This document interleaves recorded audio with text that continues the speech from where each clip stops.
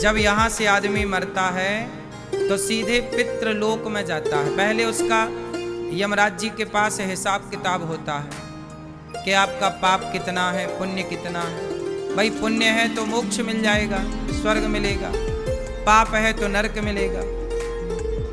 और थोड़ा सा पुण्य कम रहा, जैसे बच्चे जब एग्जाम देते हैं तो परिणाम 3 तरह से आते हैं। परिणाम कितने होते हैं? 3। एक बच्चा पास हो जाता है, एक बच्चा फेल हो जाता है और एक बच्चे की सप्लीमेंट्री आ जाती है। क्यों सप्लीमेंट्री चलती है कि नहीं आज भी? हमारे टाइम पे तो सप्लीमेंट्री आती थी एक विषय में, फिर बाद में सुनने में आया कि 2 विषय में भी आने लग गई। अब क्या चल रहा है सिस्टम? क्यों सप्लीमेंट्री एक विषय में आती है कि 2 विषय में? कितने तक की छूट है? 2 तक की छूट है ना। हमारे टाइम पे एक ही विषय में आती थी। हाँ या ना? सुनो, तो एक बच्चा हो गया पास, आपने अच्छे पुण्य किए तो स्वर्ग चले गए। एक बच्चा हो गया फेल, गलत काम किए तो नरक चले गए। लेकिन एक बच्चा है ना पास हुआ ना फेल हुआ, उसी का नाम है सप्लीमेंट्री, हवा में लटक रहा बेचारा। उसी तरह ये जो पितर होते हैं, पितृलोक, पितृलोक में कौन जाता है? ना तो इनके पास ज्यादा पुण्य थे कि स्वर्ग जा पाए, ना तो इन्होंने इतने पाप किए कि नरक जाएं। इन्होंने थोड़े पाप भी किए, थोड़े पुण्य भी किए, पर पुण्य पास होने को 33 नंबर चाहिए थे, पर आए 30 नंबर, 3 नंबर कम गए, तो 3 नंबर के लिए सप्लीमेंट्री आ गई। उसी तरह थोड़े से पुण्य कम गए, अब वो पितृलोक चले गए। अब वो अपने बच्चों से कहते हैं कि बेटा आप हमारे लिए कोई पुण्य करो तो हमारा पुण्य बढ़े और फिर वो मोक्ष को प्राप्त हो जाएंगे या स्वर्ग चले जाएंगे। ये पितृलोक की एक छोटी सी कहानी है। आपके द्वारा किया गया पुण्य उन माँ बाप को, पितरों को मिलता है। इसलिए जब आदमी मर जाता है तो पिता के नाम से, माँ के नाम से 13वीं करते हैं। क्या करते हैं? 13वीं का मतलब क्या होता है? 13 दिन में 13वीं होती है। माँ के नाम से 13 ब्राह्मण बुलाए जाते हैं, समाज को बुलाया जाता है, भूखे प्यासे को बुलाया जाता है, सबको अन्नदान कराया जाता है। देखो, मर जाने के बाद भी क्या कराया जाता है? अन्नदान। क्योंकि आपके पास कोई पुण्य ना हो पर अन्नदान का पुण्य है, आपने अन्नदान किया है तो उस पुण्य से आप कभी नरक नहीं जाएंगे, सदगति कराएगा अन्नदान। अन्नदान करना सबसे बड़ा पुण्य है। इसलिए जब कोई मरता है तो 13 दिन बाद 13वीं होती है। अच्छा, 13 दिन बाद ही क्यों होती है? मरने के तुरंत क्यों नहीं होती? सूतक होता है, फिर साफ सफाई होती है, फिर अस्थियों का गंगा में विसर्जन होता है, फिर वो गंगा जल से घर में छिड़काव होकर के शुद्धि कहते हैं, जैसे साफ शुद्धि कहते हैं। फिर गंगा जली का पूजन होता है, फिर समाज को बुलाकर खवाते हैं। फिर 13 दिन बाद 13वें दिन, जिसे 13वां कहते हैं, कहीं कहीं 12वां भी होता है, 12वें दिन में भी 13वीं होती है, उसे 12वां कहते हैं। तो परंपराएं अलग अलग जगह की अलग अलग हैं, 12वां और 13वां। हमारे यहाँ कहते हैं 13वीं, और अगले साल उसी तिथि पर बरसी होती है, जिसे 12वां बोलते हैं, 1 साल बाद। तो 13वीं 13 दिन बाद ही क्यों होती है, ये सवाल खड़ा हुआ। तो सुनो, इसका भी एक कारण है।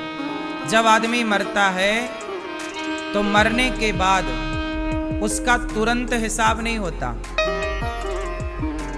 13 दिन बाद कुछ समय तो उसे यमपुरी जाने में लगता है।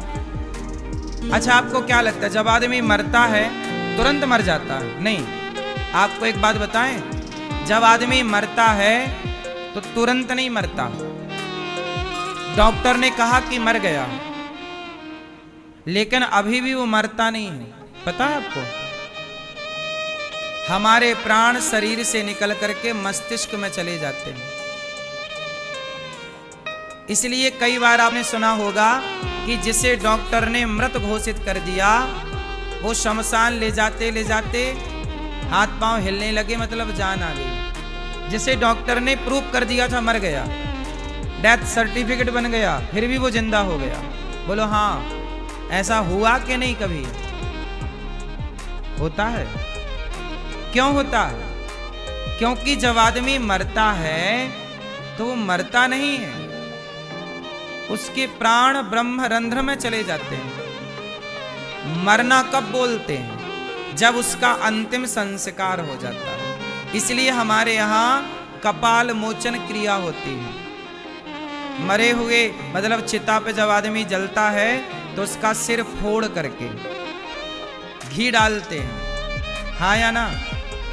कपाल मोचन क्रिया कहते हैं उसे, जिसे अंतिम संस्कार कहते हैं। अंतिम संस्कार किसे कहते हैं? क्यों भैया?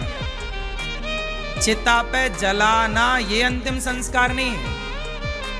चिता पे जलते हुए जब आधा जल जाता है तब उसका कपाल मोचन होता है, सिर फोड़ करके और घी डाला जाता है, उसे कहते हैं अंतिम संस्कार। आप लोगों को यही पता होगा ना कि चिता पे जलने को अंतिम संस्कार नहीं। अंतिम संस्कार वो है जो आखिरी प्रोसेस है, कपाल फोड़कर घी डालना। क्यों? क्योंकि अच्छा ये बताओ, खोपड़ी क्यों फोड़ी जाती है? उत्तर दो। मुर्दे की खोपड़ी क्यों फोड़ी जाती है? जलते हुए ना चिता पे। आप में से कितने लोगों के यहाँ परंपरा है कि चिता पे सिर फोड़कर उसमें घी डाला जाता है? किसके यहाँ ये परंपरा है? चलो बताओ क्यों है? नहीं जानते? सुनो, कहते हैं कि यदि खोपड़ी फोड़ी ना जाए, साबुत खोपड़ी मिल जाए किसी की, तो साबुत खोपड़ी यदि मिल जाए तांत्रिकों को, एक तांत्रिक लोग होते हैं। कौन लोग होते हैं? तांत्रिक लोगों को यदि खोपड़ी मिल जाए तो वो उस खोपड़ी से ना तंत्र विद्या साधते हैं। जैसे आपने अपने दादाजी को जला दिया और जला के आ गए, लेकिन वो खोपड़ी थोड़ी जलती है। यदि टाइम से कोई उसे निकाल ले तो खोपड़ी साबुत निकल आती है, ढांचा। फिर तांत्रिक लोग उसे ले जाते हैं और अपनी तंत्र विद्याओं को सिद्ध करने में खोपड़ी का प्रयोग करते हैं, क्योंकि तंत्र शास्त्र में खोपड़ी का प्रयोग है। और खोपड़ी यदि ब्राह्मण की मिल जाए तो तंत्र विद्या जल्दी सिद्ध होती है। इसलिए ब्राह्मणों को विशेष रूप से कपाल मोचन का प्रोसेस करना ही चाहिए। मुर्दा भी सुरक्षित नहीं है, समझो आप। यदि उसका भी कोई मिसयूज करना चाहे तो मुर्दे का भी बहुत मिसयूज हो सकता है। बात समझ में आई? इसलिए हमारे पूर्वजों ने कहा कि खोपड़ी फोड़ दो। जब फोड़ दोगे तो खंडित हो जाएगी, फिर वह तांत्रिकों के काम की नहीं होगी। तंत्र विद्या होती है। तांत्रिक लोग क्या करते हैं? खोपड़ी में, हड्डियों में ऐसे ऐसे नहीं घुमाते। आपने टीवी पर देखा होगा, वो तो डेमो है, लेकिन यथार्थ में खोपड़ी का प्रयोग होता है। वो तंत्र विद्या है, तांत्रिक लोग करते हैं। किसी को मारना हो तंत्र से तो मार दिया जाता है, उस खोपड़ी का प्रयोग मारण मंत्र में किया जाता है, जिसे आप लोगों की भाषा में जादू टोना कहते हैं। आप लोगों की भाषा में क्या कहते हैं? जादू टोना। वैसे अब इस जादू टोना को जानने वाले लोग हैं नहीं, लेकिन यदि कोई जानने वाला है तो वो जानने वाला उस खोपड़ी का मिसयूज कर सकता है। इसलिए हमारे यहाँ चिता पर खोपड़ी खंडित की जाती है, तोड़ करके घी डाल दिया जाता ताकि वो जल जाए। और तभी पूर्ण मृत्यु मानी जाती है जब अंतिम संस्कार हो। इसलिए हमारे यहाँ जब कोई मरता है, जैसे किसी की मृत्यु हुई 10वीं तिथि को, उदाहरण जैसे कोई मरा 10वीं तिथि को, लेकिन उसका अंतिम संस्कार हुआ एकादशी को। मरा 10वीं को और अंतिम संस्कार हुआ एकादशी को, तो बताओ उसकी मृत्यु कब मानी जाएगी, 10वीं को कि एकादशी को? हाँ, इसलिए जिस दिन अंतिम संस्कार होता है उसी दिन से उसके पिंडदान की तिथि निश्चित होती है, श्राद्ध की तिथि निश्चित होती है। उसी दिन से 13वें दिन 13वीं की तिथि निश्चित हो। मृत्यु के दिन से 13 दिन नहीं गिना जाता, अंतिम संस्कार से 13 दिन गिना जाता है। इसका मतलब है कि मरा हुआ व्यक्ति अभी मरा नहीं, जब तक उसका अंतिम संस्कार ना हो तब तक पूर्ण मृत्यु नहीं मानी जाती। तो ये हो गया मृत्यु का विधान। अब आगे चलते हैं। 13 दिन बाद ही क्यों होता है प्रोसेस 13वीं का? इसका कारण है कि जब आदमी का अंतिम संस्कार होता है तो अंतिम संस्कार के बाद जैसे आदमी की 13वीं अग्नि हो गई, चिता पे जल गया, तो कहते हैं चिता पे जलने के बाद 13 दिन तक वह प्राणी वही होता है आसपास। यमदूत उसे शरीर से तो निकाल कर ले जाते हैं, पर वह वहीं भटकता रहता है। क्यों?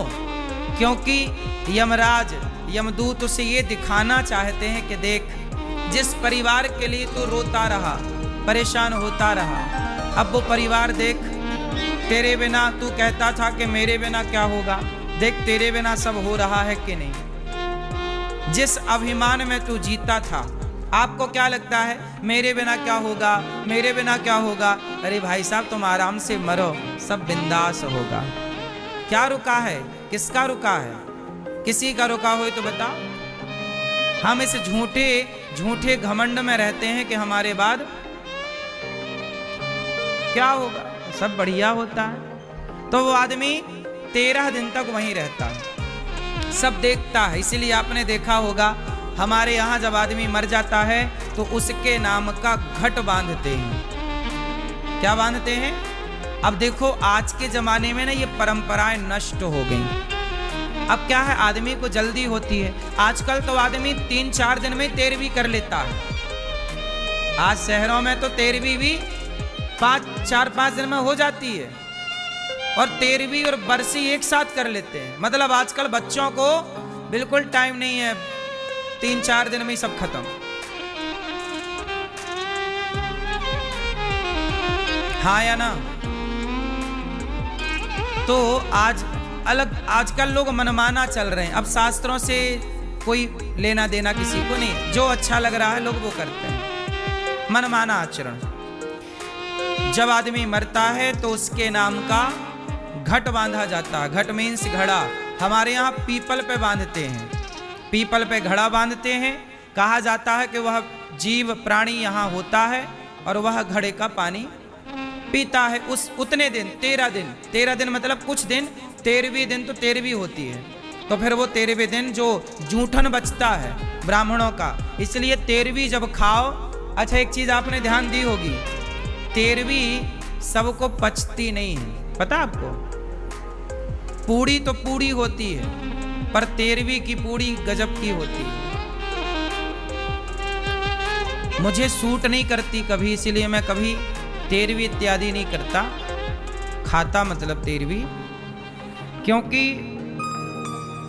ब्राह्मण जब 13 ब्राह्मण बैठते हैं भोजन करने, तो वह अपनी थाली से एक एक पूड़ी निकालते हैं उस प्राणी के नाम की, जिस प्राणी की वो 13वीं खाने आते हैं, और निकाल करके उस प्राणी के नाम की फिर वो पूड़ियाँ, वो प्रसाद गाय को खवाया जाता है या पक्षियों को डाला जाता है। तो कहते हैं 13 दिन तक वो वहीं रहता है। 13वें दिन को जो ब्राह्मण खाए वो सारा पुण्य लेकर के जाता है। वो पुण्य के साथ यमराज उसका हिसाब किताब करते हैं। उस हिसाब किताब के बाद उसका पुण्य हुआ तो मोक्ष मिला या स्वर्ग मिला, गलत काम थे उसके ज़्यादा तो नरक मिला। अब फिर वो अपने बच्चों से उम्मीद करता है कि आप मेरे नाम से करो, इसलिए उनकी तिथि पर आप लोग गया श्राद्ध करते हैं। पिंडदान करते हैं, तर्पण का। हर बेटे को अपने माँ बाप के नाम का श्राद्ध करना चाहिए, पिंडदान करना चाहिए, तर्पण करना चाहिए। आजकल के बच्चे कुछ मानते ही नहीं, बोले हम तो साइंस के स्टूडेंट हैं, हम ये सब क्यों माने। धर्मराज युधिष्ठिर, अभी मैं यहाँ बैठा बैठा महाभारत का एक प्रसंग पढ़ रहा था, तो महाभारत के प्रसंग में जब कर्ण मारे गए तो पांडव ना श्राद्ध करने गए गया जी। तब माता कुंती ने कहा कि बेटा तुम अपने कर्ण के नाम का भी एक पिंड दान कर दो और तर्पण कर लो। तो युधिष्ठिर ने कहा कि कर्ण हमारा क्या लगता है, हम कर्ण का श्राद्ध क्यों करें, पिंडदान क्यों करें। तब कुंती माता ने गया में कहा कि धर्मराज कर्ण तुम्हारा बड़ा भाई था। आज पहली बार पता चला धर्मराज युधिष्ठिर को।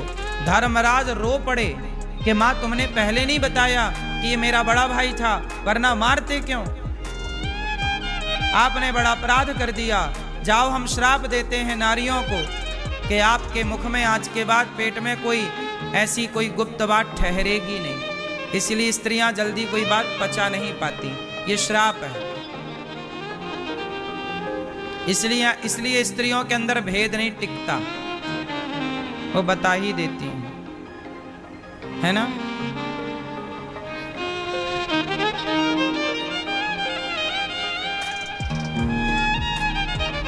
और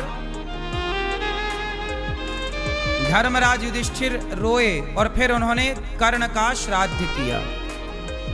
तो देखो ये श्राद्ध परंपरा, ये पिंडदान, ये कोई आज की नहीं है। भगवान कृष्ण ने भी किया अपने पूर्वजों का, धर्मराज युधिष्ठिर ने भी किया, स्वयं राम ने भी किया, भगवान राम। तो ये परंपराएं हम सबको करनी चाहिए। जब भी आपके पिता की तिथि आए, जैसे आपके पिता वैशाख में मृत्यु हुई दादाजी की या माँ की या पत्नी की या पति की, कोई भी वैशाख में मरे, तो वैशाख की जो भी तिथि आए उस तिथि पर उनके नाम से आप कौआ को, पक्षी को, कोई ब्राह्मण को, कोई दीन को, कोई साधु संत को अन्नदान उस तिथि पर जरूर किया करो, सदा करते रहो। क्या बुराई है, 4 रोटी देना है, पेट भर भोजन कराना किसी को, एक आदमी को, साधु को, संत को, ब्राह्मण खवा, कुछ ना होए तो 4 कन्या बुला के खवा लो, 4 कन्या बुला लो तिथि पर, दादाजी की, दादी जी की, और तिथि पर कन्या खवा दो, 4 कन्या। अन्नदान करो, वह प्राणी प्राप्त करता है। इसलिए आप लोग जो भागवत सुन रहे हैं, आपके पुण्य से आपके पितर तृप्त हो रहे होंगे कि मेरे बच्चों ने भागवत सुनवाई। आप जितने लोग यहाँ पोथी पाठ करा रहे हैं, आप लोग भागवत सुन रहे हैं, आपको पता नहीं कि आप लोग कितना बड़ा पुण्य कर रहे हैं। बहुत बड़ा पुण्य का ये कार्य है, सबको करते ही रहना चाहिए। आगामी भागवत जी के पोथी पाठ 6 जून से होंगे। आप 6 जून से फिर चाहें तो अपने पितरों को भागवत सुनवा सकते हैं, पूर्वजों के निमित्त कार्य कर सकते हैं। जीते जी हमें कार्य करना चाहिए, जीते जी माँ बाप की सेवा करना चाहिए। अच्छा, एक सवाल खड़ा हुआ, जैसे एक बाप के 4 बेटे हैं या 3 बेटे हैं या 2 बेटे हैं। अब ये बताओ कि 4 बेटे, 3 बेटे या 2 बेटे, तो बाप का श्राद्ध कौन करेगा? बड़ा बेटा करे कि छोटा करे कि मझला करे कि संझला करे कि गंजला करे, क्या करे? कौन करे? जोर से हैं? कौन करेगा? बड़ा। क्यों? तो बाप की संपत्ति सारी बड़ा बेटा ही खाता है क्या? संपत्ति सब में बंटती है। सुनो, बड़ा बेटा भी करे, पर कब? इसका भी नियम है, वो नियम आप सुन लो, काम आएगा आपको बाद में। यदि आप 4 भाई हैं, 3 भाई या 2 भाई, यदि आप एक साथ रहते हैं, यदि आपका चूल्हा एक है, एक चूल्हे पर 4 भाइयों की रोटी बनती, या एक चूल्हे पर 3 भाइयों की रोटी बनती, या एक चूल्हे पर 2 भाइयों का भोजन बनता है, तब तो फिर बड़ा ही कर ले, चलेगा। परंतु आप सबके चूल्हे बट गए, बड़ा भाई का अलग कारोबार, अलग चूल्हा है, छोटे भाई का अलग चूल्हा है, तो फिर सारे बच्चे अपने पिता की तिथि पर अपने अपने हिसाब से सारे बच्चे पिता का श्राद्ध करो, पिंडदान करो, तर्पण करो, सब करो। क्योंकि बाप तो मेरा भी है ना, बाप तो आपका भी है ना। तुम एक बाप के 4 बेटे हैं, तो जब संपत्ति बाप की चारों पे बटी तो तुम बाप के नाम की 4 कन्या नहीं खवा सकते? बाप के नाम के 2 ब्राह्मण नहीं खवा सकते? क्यों भैया? चूल्हा एक है, तब बड़ा बेटा करे। चूल्हा बट गए तो फिर व्यवस्थाएं भी बट गई। फिर छोटा बेटा भी करेगा तर्पण, बड़ा बेटा भी करेगा तर्पण, छोटा भी श्राद्ध करे, बड़ा छोटा भी गया जी जाए, बड़ा, चारों मिलके जाओ, भले चारों मिलके जाओ, चारों करके आओ। फिर बड़ा बेटा भागवत करवाए या छोटा बेटा करवाए, सारे लोग सम्मिलित हो जाओ। या फिर ऐसा करो कि चारों लोग अपना शेयर करो उसमें। जैसे आप एक जगह करना चाहिए, जैसे आपको बाप की तिथि आई और आपने सोचा कि चलो 4 कन्याओं को भोजन कराते हैं, तो 4 कन्याओं को तुम बेटा सारा पैसा इकट्ठा कर लो, 100 रुपये मिला लो, 4 बेटा हो 400 रुपये हो जाएगा, वो 400 रुपया का भोजन करा दो कन्याओं को, तब वो ठीक, चारों का हिस्सा होना चाहिए उसमें। फिर तुम एक जगह करो, लेकिन वे चारों मिल के करो, चारों का हिस्सा होना चाहिए। फिर बाप यही तो कहेगा, भाई बड़े बेटे का हिस्सा तो आया, छोटे का आया, मझले का क्यों नहीं आया? भले 10 रुपए उसमें मिलाओ अपने, हिस्सा तो हिस्सा है ना साहब। क्यों भैया? इसलिए आजकल लोग बड़ा बचते हैं, अरे बड़ा बेटा करेगा, हम तो छोटे हैं, छोटे कह के बच गए। छोटे कह के बचो मत, भागो मत अपनी जिम्मेदारियों से। अपने बाप के नाम का भागवत जी की पोथी कराओ, पिता के नाम का गौदान करो, पिता के नाम से अच्छे कार्य करो। हर जो बच्चे अपने माँ बाप के लिए समर्पित हैं, पितरों के लिए समर्पित हैं, आपने देखा होगा हमारे देश में जो बनिया है, बनिए लोग अपनी दुकान में, अपने घर में अपने माँ बाप की तस्वीर रखते हैं और उनकी आरती उतारते हैं, पूजा करते हैं, और माँ बाप की तिथि पर करते हैं बनिए लोग। इसलिए वो संपन्न है। संपन्नता का मूल मंत्र ये भी है कि जो अपने पितरों के लिए जितना शुभ कार्य करेगा, उसके पितर उसे उतना आशीर्वाद देके धन धान्य से परिपूर्ण करते रहेंगे। बाकी समाज क्या है, अपने कर्तव्यों से भटक गई। बाकी समाज क्या है, अपने कर्तव्यों से भटक गई। आज के बच्चे साइंस की 4 बुक पढ़ लेते हैं, बोलते अब हम क्या करें, बाप के नाम का कुछ नहीं करना। उन्हें तो श्राद्ध करना पाखंड लगता है। क्लबों में जाके पराई औरत के कंधे पे हाथ रख के नाचना, शराब पीना उन्हें अच्छा लगता है, पर बाप के नाम का गंगा जी में श्राद्ध करना, तर्पण करना गया जी में पाखंड लगता है। क्या करें? इसलिए कर्तव्यों से पिंड ना छुड़ाओ, कर्तव्य पूरे करो। सुख चाहते हो तो। आज का समाज क्यों भटक गया, क्यों दुखी है आज, सब कुछ होने पर भी?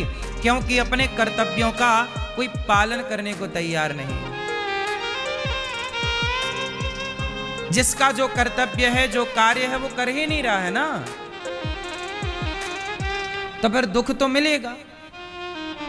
श्राप बद्दुआएं तो पूर्वजों की भी मिलती होंगी, उसी को बोलते हैं पितृदोष। जब आप अपने माँ बाप के पूर्वजों के लिए कुछ नहीं करते तो वो आपको श्राप देने लग जाते हैं, जिसे कहते हैं पितृदोष। चलता चलता काम रुक जाना, बिगड़ जाना, संतान ना होना, वंश रुक जाना, ये सब पितृदोष के लक्षण हैं। इसलिए अपने पितरों को संतुष्ट रखिए। और पितरों को संतुष्ट कैसे रखा जाए? सेवा से। किसकी सेवा? दीन दुखी की सेवा, समाज की सेवा। जब भी आप कोई शुभ कार्य करते हैं, अन्नदान करते हैं, अब सोचिए गौरी गोपाल आश्रम में जब आप वृद्ध माँ को भोजन कराते हैं तो क्या आपके पितर खुश नहीं होते होंगे कि वाह आपने किसी बेसहारा को रोटी का सहारा दे दिया। हजारों साधु यहाँ भोजन करते हैं, तो क्या आपके पितर प्रसन्न नहीं होते होंगे कि आपने भजन करने वाले साधुओं को भोजन कराया। उनके भजन का पुण्य आपके पितरों को भी मिलेगा और आपको भी मिलेगा। इसलिए अन्नदान जब आप करते हैं तो आप बहुत पुण्य इकट्ठा कर लेते हैं। कल हम लोगों ने सुना राजा परीक्षित जी को 7 दिन में मरने का श्राप लगा। जिसे 7 दिन में मरना हो वो क्या करे। राजा परीक्षित जी ने श्राप क्यों लगा उन्हें, राजा परीक्षित जी को? इन्होंने एक साधु को अपमानित कर दिया। राजा परीक्षित जी ने एक संत का क्या कर दिया? अपमान। मैं आप लोगों से प्रार्थना बार बार करता रहता हूं कि देखो साधु का अपमान ना हो। एक संत जी तपस्या कर रहे थे, तभी राजा परीक्षित जी ने क्या किया कि संत जी के गले में मरा हुआ सांप डाल दिया। अब कोई तपस्या करे और आज सांप डाल दो, तो संत के पुत्र ने, शमीक ऋषि के पुत्र श्रृंगी ऋषि ने जब सुना कि राजा परीक्षित ने मेरे पिता के गले में सांप डाल दिया, तपस्या के समय श्राप दे दिया, राजन तुमने एक साधु का अपमान किया, जाओ हम तुम्हें श्राप देते हैं कि तुमने हमारे पिता के गले में मरा हुआ सांप डाला, क्या करें। इसलिए कर्तव्यों से पिंड ना छुड़ाओ, कर्तव्य पूरे करो। सुख चाहते हो तो। आज का समाज क्यों भटक गया, क्यों दुखी है आज, सब कुछ होने पर भी? क्योंकि अपने कर्तव्यों का कोई पालन करने को तैयार नहीं है। जिसका जो कर्तव्य है, जो कार्य है, वो कर ही नहीं रहा है ना, तो फिर दुख तो मिलेगा। श्राप बद्दुआएं तो पूर्वजों की भी मिलती होंगी, उसी को बोलते हैं पितृदोष। जब आप अपने माँ बाप के पूर्वजों के लिए कुछ नहीं करते तो वो आपको श्राप देने लग जाते हैं, जिसे कहते हैं पितृदोष। चलता चलता काम रुक जाना, बिगड़ जाना, संतान ना होना, वंश रुक जाना, ये सब पितृदोष के लक्षण हैं। इसलिए अपने पितरों को संतुष्ट रखिए। और पितरों को संतुष्ट कैसे रखा जाए? सेवा से।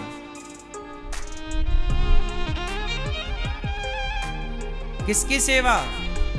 दीन दुखी की सेवा, समाज की सेवा।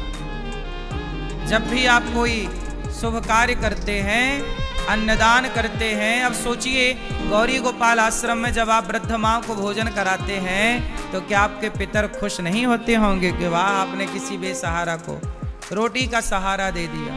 हजारों साधु यहाँ भोजन करते हैं, तो क्या आपके पितर प्रसन्न नहीं होते होंगे कि आपने भजन करने वाले साधुओं को भोजन कराया। उनके भजन का पुण्य आपके पितरों को भी मिलेगा और आपको भी मिलेगा। इसलिए अन्नदान जब आप करते हैं तो आप बहुत पुण्य इकट्ठा कर लेते हैं। कल हम लोगों ने सुना राजा परीक्षित जी को 7 दिन में मरने का श्राप लगा। जिसे 7 दिन में मरना हो वो क्या करे। राजा परीक्षित जी ने श्राप क्यों लगा उन्हें, राजा परीक्षित जी को? इन्होंने एक साधु को अपमानित कर दिया। राजा परीक्षित जी ने एक संत का क्या कर दिया? अपमान। मैं आप लोगों से प्रार्थना बार बार करता रहता हूं कि देखो साधु का अपमान ना हो। एक संत जी तपस्या कर रहे थे, तभी राजा परीक्षित जी ने क्या किया कि संत जी के गले में मरा हुआ सांप डाल दिया। अब कोई तपस्या करे और आज सांप डाल दो, तो संत के पुत्र ने, शमीक ऋषि के पुत्र श्रृंगी ऋषि ने जब सुना कि राजा परीक्षित ने मेरे पिता के गले में सांप डाल दिया, तपस्या के समय श्राप दे दिया, राजन तुमने एक साधु का अपमान किया, जाओ हम तुम्हें श्राप देते हैं कि तुमने हमारे पिता के गले में मरा हुआ सांप डाला, जाओ सांप के डसने से ही तुम्हारी मृत्यु होगी आज से 7वें दिन। इति लंघित मर्यादम तक्षकः सप्तमे हनि। तक्षक नाम का सर्प तुम्हें डसेगा, मर जाओगे। श्राप लग गया। राजा परीक्षित जी को पता लगा कि मुझे श्राप लगा है। राजा परीक्षित जी ने तुरंत अपने मन को सबसे हटाया और शुकताल चले गए। उनको लगा कि अब 7 दिन में मरना है, अब तो केवल भगवान का चिंतन करना चाहिए। तब शुकदेव जी आ गए।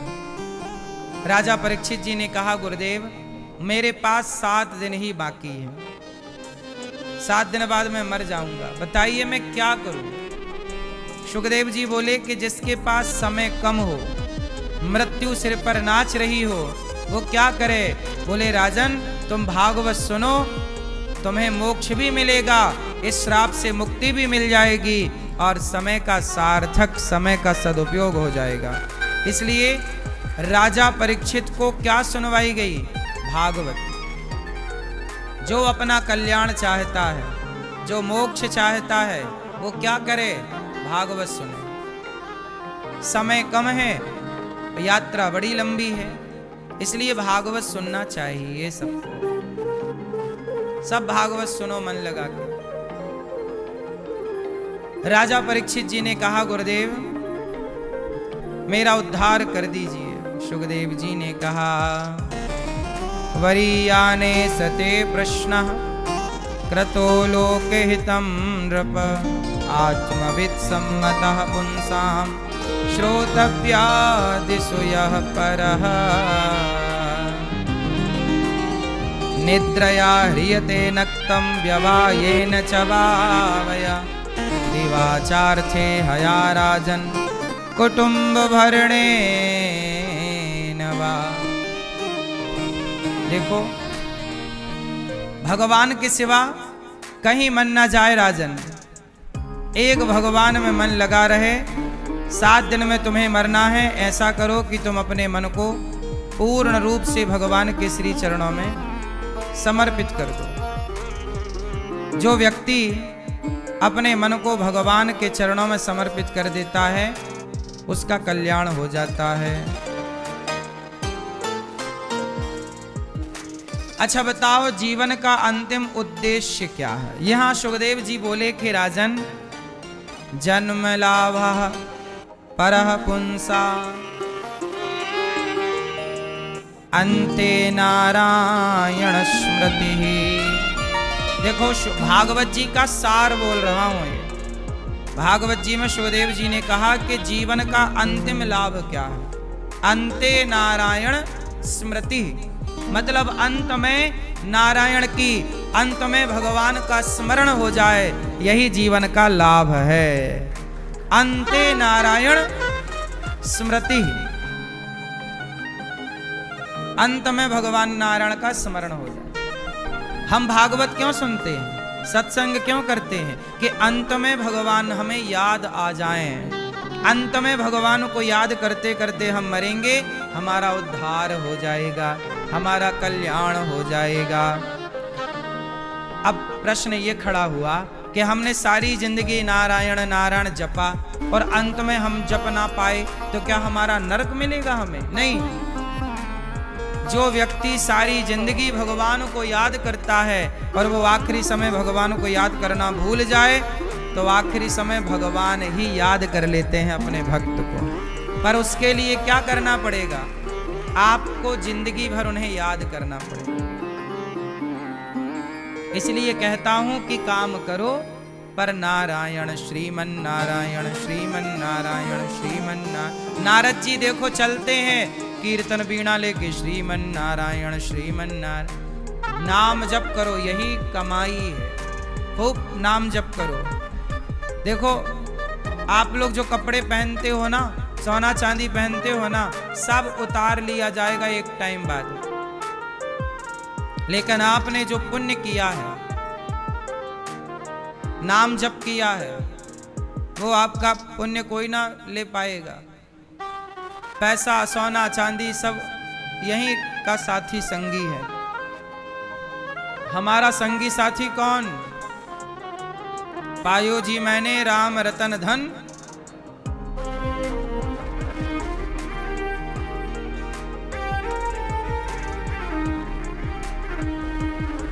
तो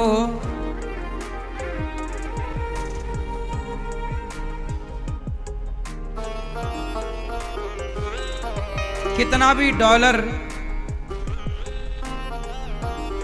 पाउंड में आप कमाओ, लेकिन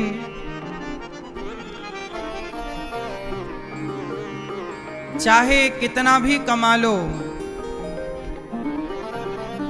डॉलर पाउंड में, जब आप मरेंगे तो फिर सब यहीं धरा रह जाना है सबका। क्यों जी, बात सही है?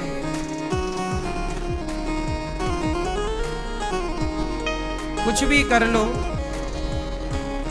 अंत में हम सबका कमाया हुआ यहीं रह जाना है।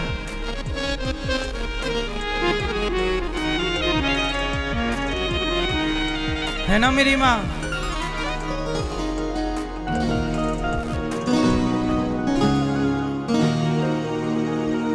हम जब मरते हैं तो हमारे काम क्या आता है? पाप काम आता है कि पुण्य? इसलिए पुण्य करते चलो। पुण्य जितना करोगे, कागज के टुकड़े यहीं साथ देंगे। भगवान के घर हम चलते हैं ना, तो वहां ये पैसा काम नहीं आता। अमेरिका में भारत का पैसा नहीं चलता, लंदन में भारत का पैसा नहीं चलता। ऐसे भगवान के घर भी यहाँ का पैसा नहीं चलता, कन्वर्ट करना पड़ता ना। कर तरह आप जब किसी भूखे को भोजन कराते हैं तो आपका पैसा कन्वर्ट हो जाता है पुण्य के नाम पर। और पुण्य, जब पुण्य की करेंसी इकट्ठी होती है तो वही पुण्य आपके संग चलता है ना?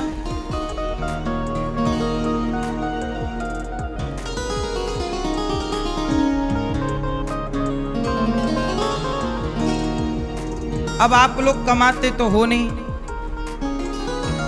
जब आप कमाते ही नहीं हो तो फिर भगवान बोले कि भैया जब तुम नहीं कमाते तो फिर हम क्या करें? फिर बाद में रोते हो कि हम दुखी हैं, है ना? इसलिए हम कहते हैं कि डॉलर पाउंड में बहुत कमा लिया, अब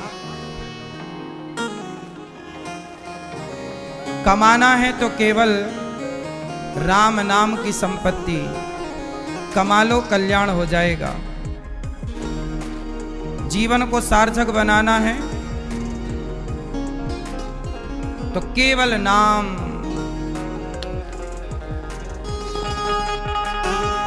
हाँ,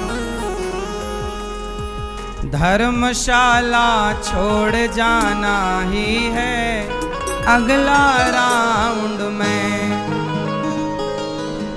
धर्मशाला ये क्या है? धर्मशाला छोड़ जाना ही है अगला राउंड में। तू जितना भी चाहे दौलत कमा ले,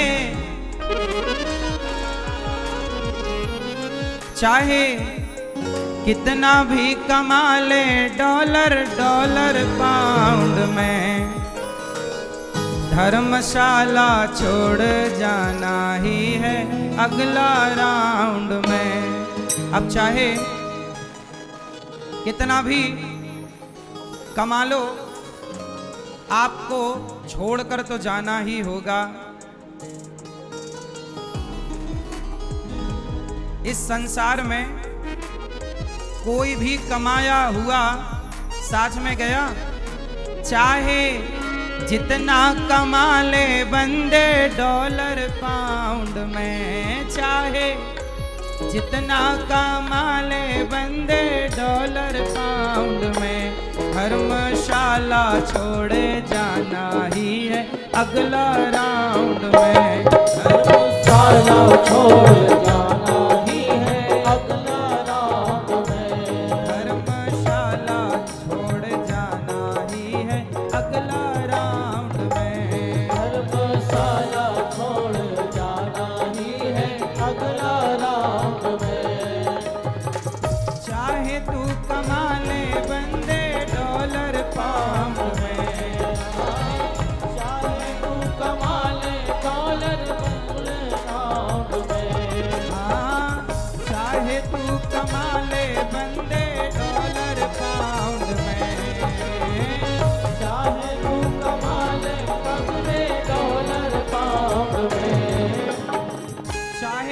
डॉलर में कमाओ, डॉलर अमेरिका में चलता है और पाउंड इंग्लैंड इत्यादि में पाउंड चलता है। चाहे पैसा डॉलर की कीमत आज लगभग 80 रुपए है तो पाउंड की कीमत 105 रुपए है। लेकिन कितना भी कमा लो, धर्मशाला छोड़ जाना ही है अगला राउंड में। धर्मशाला छोड़ जाना ही है अगला राउंड में। ये शरीर क्या है? ये शरीर धर्मशाला है, ये संसार धर्मशाला है। धर्मशाला को आप छोड़ जाते हो कि नहीं? धर्मशाला छोड़ जाना ही है अगले राउंड में। धर्मशाला छोड़ जाना ही है अगला राउंड में।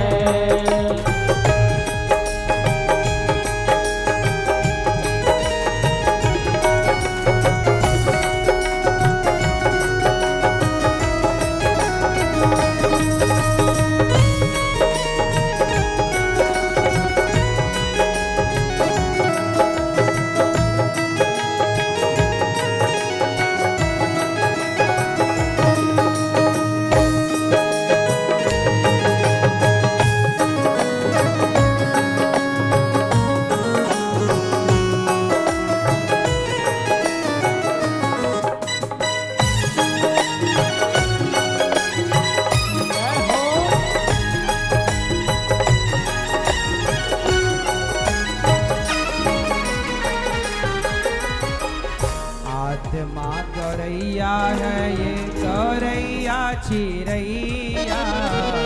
आत्मा ये क्या है? गौरैया चिरैया। काया गमन का है निश्चित समैया। काया गमन का है निश्चित समैया। जरा समझिएगा, आत्मा यह है क्या?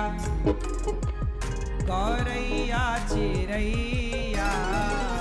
आत्मा क्या है यह? गौरैया चिरैया। काया गमन का है निश्चित समैया। काया गमन का है निश्चित समैया। मतलब जैसे गौरैया चिरैया होती है ना, फुर्र से उड़ जाती है, ऐसे एक टाइम बाद आपका शरीर फुर्र से चल जाएगा, समाप्त हो जाएगा। आत्मा यह क्या है? गौरैया चिरैया। काया गमन का है निश्चित समैया। काया गमन का है निश्चित समैया। ड्यूप्लेक्स में छुपो, चाहे ड्यूप्लेक्स में छुपो या चाहे ड्यूप्लेक्स में छुपो अंडरग्राउंड में। चाहे ड्यूप्लेक्स में छुपो अंडरग्राउंड में। धर्मशाला छोड़े जाना ही है अगला राउंड में। धर्मशाला छोड़ जाना ही है अगला राउंड में। देखो, अभी आतंकवादी पाकिस्तान के कहाँ छुपे थे? अंडरग्राउंड। लेकिन मार दिया ना, तो कहीं भी रहो मौत आएगी। चाहे ड्यूप्लेक्स ऊपर रहो मंजिल मल्टी में, चाहे नीचे रहो, क्या होगा? धर्मशाला छोड़ जाना ही है अगला राउंड में। धर्मशाला छोड़ जाना ही है अगला राउंड में।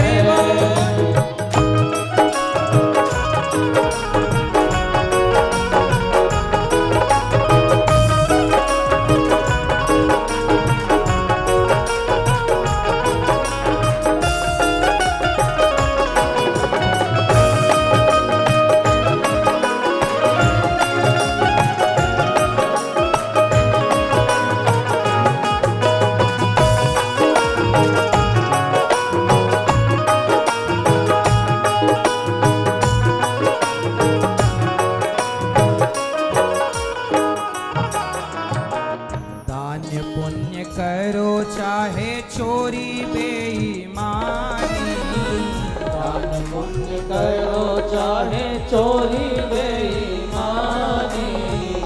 लिख रहे हैं चित्रगुप्त जी कहानी, लिख रहे हैं चित्रगुप्त जी कहानी। दान पुण्य करो चाहे चोरी बेईमानी, दान पुण्य करो चाहे चोरी बेईमानी। आप लोग जो भी करते हैं लिख कौन रहा है? लिख रहे हैं चित्रगुप्त जी कहानी, लिख रहे हैं चित्रगुप्त जी कहानी। बोलो कैसे बचोगे उनके अल्ट्रासाउंड से, बोलो कैसे बचोगे उनके अल्ट्रासाउंड से। कैसे? अब देखो कैसे बचोगे, बोलो कैसे बचोगे उनके अल्ट्रासाउंड से, बोलो कैसे बचोगे उनके अल्ट्रासाउंड से। धर्मशाला छोड़ जाना ही है अगला राउंड में, वो धर्मशाला छोड़ जाना ही है अगला राउंड में।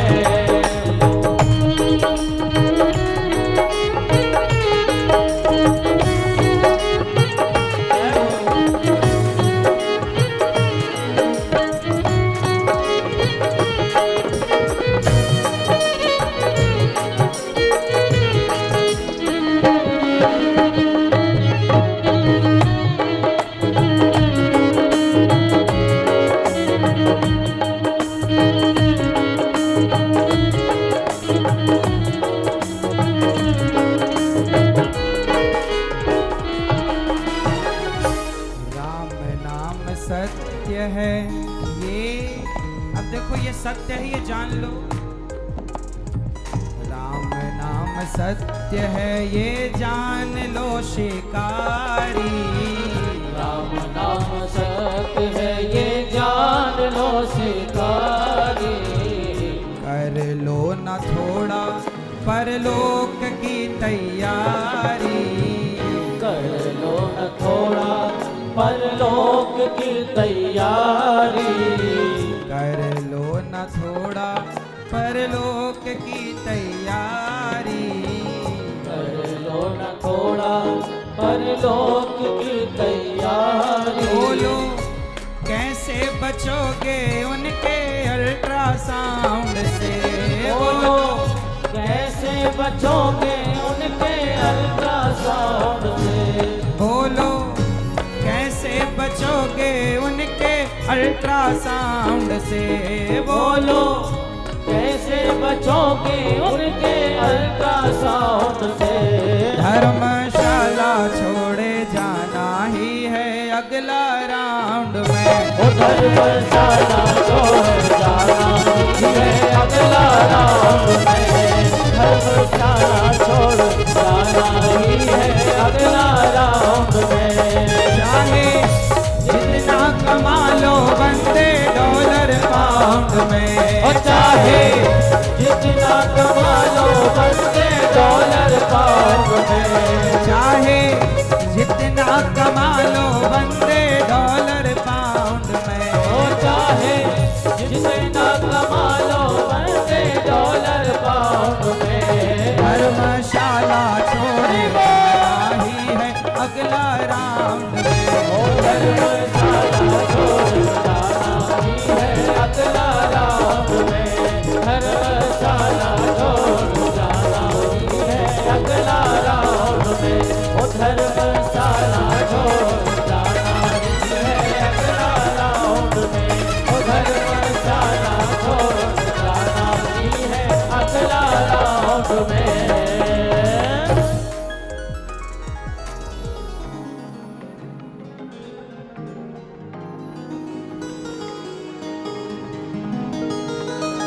धर्मशाला छोड़ जाना ही है अगला राउंड में।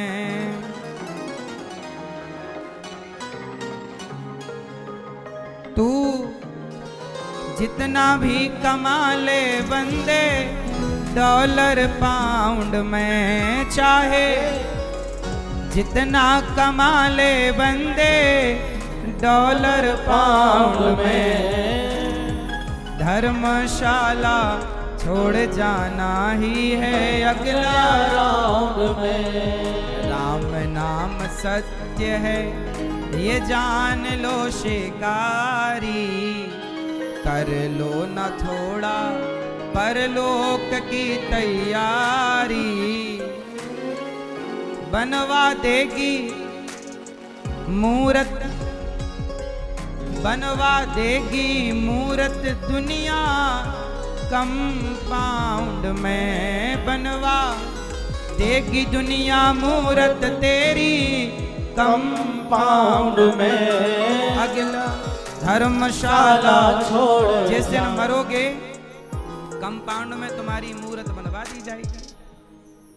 धर्मशाला छोड़ जाना ही है अगला। अब ये अगला राउंड जो चल रहा है ना अपना, इस राउंड में अपन को ये सब छोड़कर जाना है। दान पुण्य करो चाहे चोरी बेईमानी, लिख रहे हैं चंद्रगुप्त जी कहानी। बोलो कैसे बचोगे उनके अल्ट्रा साउंड से। अल्ट्रासाउंड होता है ना, डॉक्टर लोग करते हैं, पेट में बच्चा की धड़कन तक सुनाई पड़ जाती है उससे। बोलो जब ईश्वर अल्ट्रासाउंड करके देखेगा कि कितने पाप किए हो, कितने पुण्य किए हो, तो बोलो कैसे बचोगे इनके अल्ट्रासाउंड से। धर्मशाला छोड़ जाना ही है अगला राउंड में। आत्मा ये क्या है गौरैया चिरैया। ये गौरैया चिरैया नहीं होती, गौरैया खुदक खुदक के चलती है, एक जगह टिकती नहीं, वो उछलती रहती है। गौरैया चिरैया चलती नहीं है, खुदकती है। पता है वो दोनों पांव से ना, पांव आगे पीछे नहीं बढ़ाती, दोनों पांव एक साथ उठाती है और खुदक खुदक के चलती है गौरैया। हाँ या ना? हर चिड़िया ऐसे ऐसे चलती है, ऐसे ऐसे, पर गौरैया ऐसे ऐसे चलती है। देखा कि नहीं? छोटी सी होती है। आत्मा ये क्या है गौरैया चिरैया। गौरैया चिरैया जैसे फुदक के यहाँ, फुदक के यहाँ, ऐसे ही हम भी आज फुदक के मनुष्य, कल फुदक के 84 लाख योनियों में फुदकते रहते हैं। आत्मा ये क्या है गौरैया चिरैया। काया गमन का है निश्चित समैया। मरने का समय निश्चित है, चाहे ड्यूप्लेक्स में रहो, चाहे अंडरग्राउंड में। ड्यूप्लेक्स में रहो, चाहे अंडरग्राउंड में। धर्मशाला छोड़ जाना ही है अगला राउंड में। इसलिए ज्यादा लगन, ज्यादा मन यहाँ वहां ना लगाओ। अंते नारायण स्मृति ही, अंत में भगवान का स्मरण बना रहे। ज्यादा झंझट प्रपंच में ना पड़ो, क्योंकि हमारा हिसाब हमारे बेटे को नहीं देना, हमारा हिसाब हमें देना है। राजा परीक्षित जी ने कहा, सुखदेव भगवान मैं क्या करूं? सुखदेव जी ने कहा, जितासनो जितश्वासो जित संगो जितेन्द्रियः स्थूले भगवतो रूपे मनः संधारयेत् धिया। अपने मन को कंट्रोल करो। जितासनो जितश्वासो, प्राणायाम करो, सांस को जीतो। हाय हाय से बचो। देखो भगवान का स्वरूप का वर्णन किया सुखदेव जी ने। विराट रूप में क्या है? पाताल भगवान के चरण हैं, तलवे हैं, एड़ियां उनके पंजे रसातल हैं, पेड़ जो भूतल पर हैं ये भगवान के रोम है। ऐसे विराट रूप का वर्णन जब किया, उसके बाद सुखदेव जी कहते हैं, राजन हर व्यक्ति को हाय हाय से बचना चाहिए। सुखदेव भगवान कहते हैं राजन, जो व्यक्ति जितना हाय हाय करता है उतना परेशान होता। जिंदगी को नरक बनाना है तो भागते रहो, हाय हाय करते रहो, और जिंदगी को स्वर्ग बनाना है तो ठहर जाओ। क्यों मैया? नदी में और कुएं में क्या अंतर है? ठहराव किसमें है? जोर से, जोर से। ठहराव कहां है? नदी में ठहराव है? नदी में ठहराव नहीं है, इसलिए नदी एक दिन खारी हो जाती है। समुद्र से मिलकर, नदी का पानी समुद्र से मिलकर क्या हो जाता है? तो खारा। नदी में ठहराव नहीं है, इसलिए जल समुद्र से मिलकर खारा हो जाता है। कुएं में ठहराव है, इसलिए सदा उसका जल मीठा ही रहता है। भला छोटा है पर कभी खारा तो नहीं होता, मीठे का मीठा ही रहता। इसलिए जीवन में ठहराव। ठहराव क्या? जितना ईश्वर ने दिया है बहुत। एक दिन कुआं से नदी ने कहा, ऐ कुएं आजा, मेरे से मिल जा, तुझे समुद्र बना दूंगी, बड़ा बना दूंगी। मेरी पहचान समुद्र से है, तुझे कोई नहीं जानता। तू मुझ में मिल जा, मैं तुझे समुद्र से मिलाकर बड़ा बना दूंगी। तब कुएं ने कहा, नदी बहन मुझे बड़ा ना बना, मुझे छोटा ही रहने दे। समुद्र बहुत बड़ा है, पर सुन बहन, वो समुद्र इतना बड़ा है पर किसी एक की प्यास बुझाने के काम नहीं आता। मैं भला छोटा हूं, हजारों की प्यास रोज बुझाता हूं। समुद्र बहुत बड़ा है पर किसी की प्यास बुझाने के काम नहीं आता। कुआं छोटा है पर हजारों की प्यास रोज बुझाता है। इसलिए बहन मुझे इतना बड़ा ना बना कि मैं किसी के काम ना आ सकूं, इतना छोटा ही रहने दे, कम से कम मैं सबके काम तो आता हूं। वो बड़ा इंसान किस काम का जो किसी के काम ही ना आता हो। हम कहते हैं समुद्र की तरह मत बनो कि किसी के काम ना आए, कुएं की तरह बनो, सबके काम आए। बड़ा हुआ सो क्या हुआ, जैसे पेड़ खजूर, पक्षी को छाया नहीं और फल लागे अति। बड़ा हुआ सो क्या हुआ। आप बड़े हैं पर किसी के काम नहीं आते, तो ऐसे बड़े होने का फायदा क्या। हम छोटे हैं, काम तो आते हैं सबके, तो जो काम आए वो अच्छा है। और सुई, कैंची और सुई।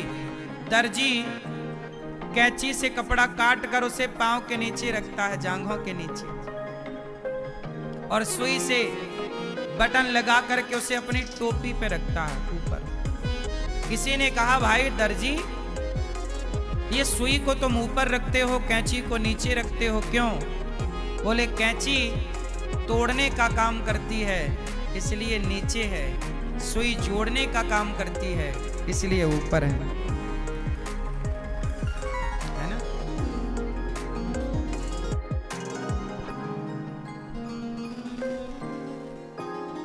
इसलिए आप लोगों से मेरी प्रार्थना है कि ठहराव होना जरूरी है। आजकल का आदमी भाग रहा, पैसा पैसा भागे जा रहा, पैसा पैसा। भाई रुक तो जा, थोड़ा रुक जाओ, ठहर। जितना दिया है विधाता ने उसमें जरा संतुष्ट हो जाओ। सत्याम छितौ किम कसिपो प्रयासैर बाहु स्वसिद्धे युपवर्हणै किम। सत्यंजलौ किम पुरुधान्य पात्र्या दिग्वल्क्यलादौ सति किम दुकूलै।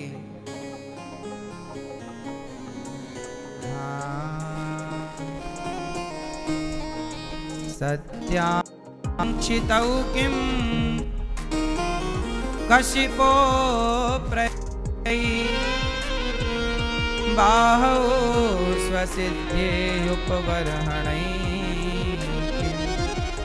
जितना दिया है, जब जमीन पर सोने से काम चल जाए तो हाय हाय क्यों करना। पति नशंति दिशंति भिक्षाम, फटे पुराने कपड़े पहन लेने से गुजारा होए तो हाय हाय ज्यादा नहीं। अच्छा बताओ, पैसा कितना कमाना चाहिए जीवन में? मैया कितना पैसा कमाए बताओ आप लोगों को कितना पैसा चाहिए? क्या सपने हैं आपके? क्यों भैया, कितना पैसा कमाना चाहिए हैं? खूब पैसा कमाना चाहिए।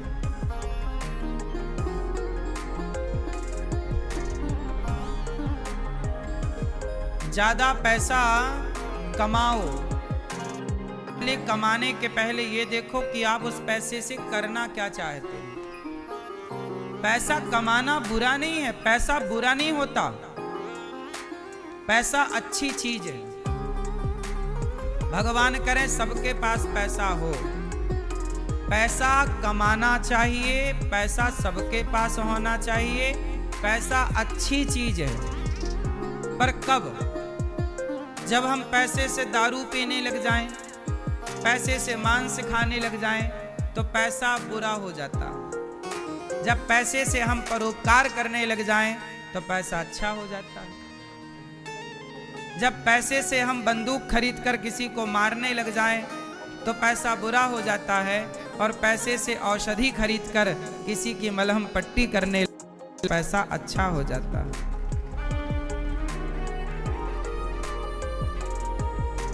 पैसा अच्छा हो जाता है तब जब आप किसी की मलहम पट्टी करते। किसी के घाव भरने में यदि आपका पैसा खर्च हो रहा, पैसा खूब कमाना चाहिए, खूब सेवा करनी चाहिए।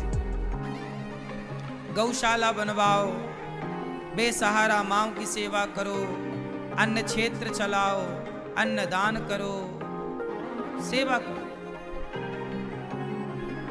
पैसे से बहुत काम हो सकते हैं। ज़्यादा पैसा है, गरीबों को हॉस्पिटल बना दो, और पैसा है, गरीब बच्चों के लिए विद्यालय बना दो, स्कूल बना दो, शिक्षा दान करो। बहुत सारे काम हो सकते हैं पैसे से। तो पैसा यदि आप सही जगह खर्च करते हैं तब तो आपका कमाना सही है। पर यदि आप पैसे का मिसयूज करते हैं, महंगी महंगी शराबें पीते हैं, लंबे लंबे शौक करते हैं। मैंने सुना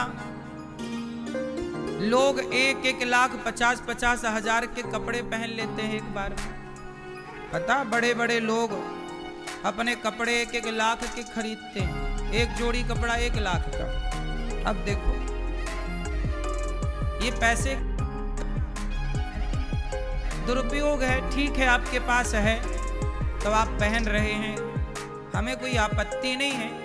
पर हम ये कहते हैं कि उस पैसे का सदुपयोग भी किया जा सकता है।